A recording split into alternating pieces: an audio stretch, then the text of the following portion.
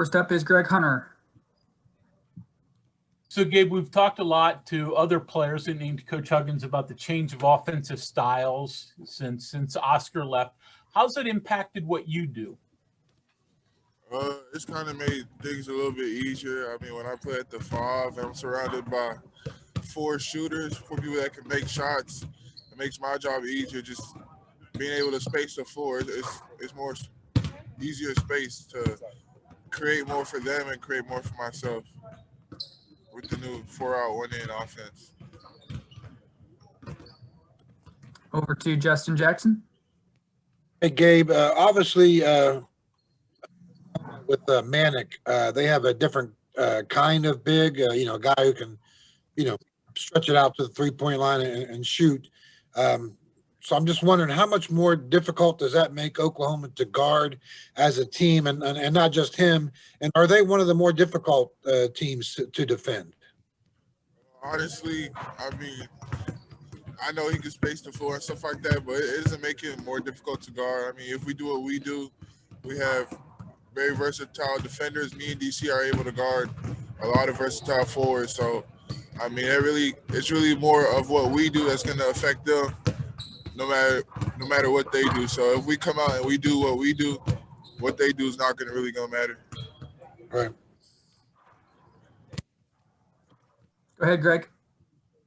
So, Gabe, one of the conversations has been about how much sacrifice student athletes have to make in this year of COVID. So you've played college basketball for a number of years now. How different is this year? How difficult has it been just to not be a college student?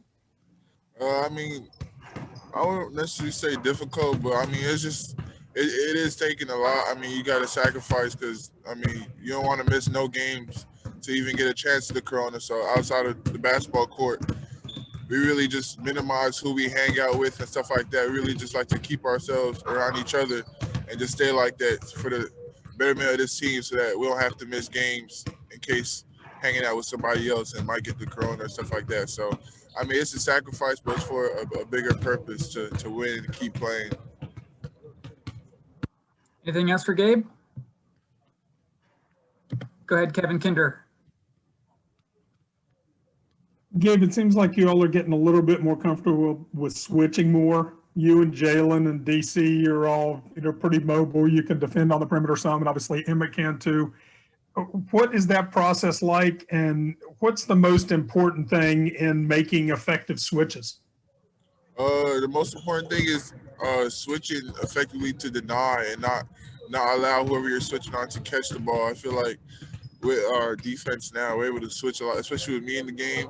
I mean, it's very versatile. Sometimes coaches tell us to switch 1 through 5 and stuff like that.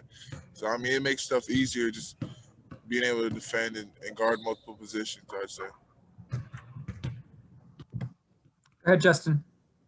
Hey, Gabe, the last game against Oklahoma wasn't one of Derek's biggest offensive games, and they doubled him a lot, and they maybe kind of got in his head a little bit. I'm wondering, does Derek ever kind of talk about that kind of stuff with you? Like if another team, starts to take him off a little bit?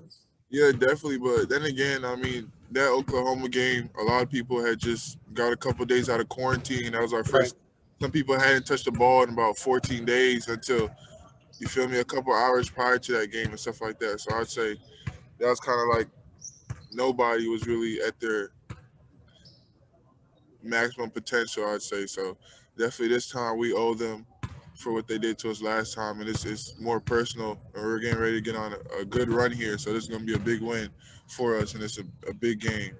Hey, and if I could ask a follow-up, Jordan was talking earlier about when you guys went to Texas Tech, how that was kind of the first game of the year that kind of felt like a real game as far as the fans. Yeah, and it did. Obviously, I mean, you guys are going to have a few more fans in the Coliseum tomorrow. Difference at all? Just more energy created throughout the fans. I mean, it was a great atmosphere at Texas Tech, the crowd and stuff like that. So I mean, having fans here, it does play a little bit of a role, just giving us more energy and to feed off our fans' energy makes us want to go harder during the game and stuff like that.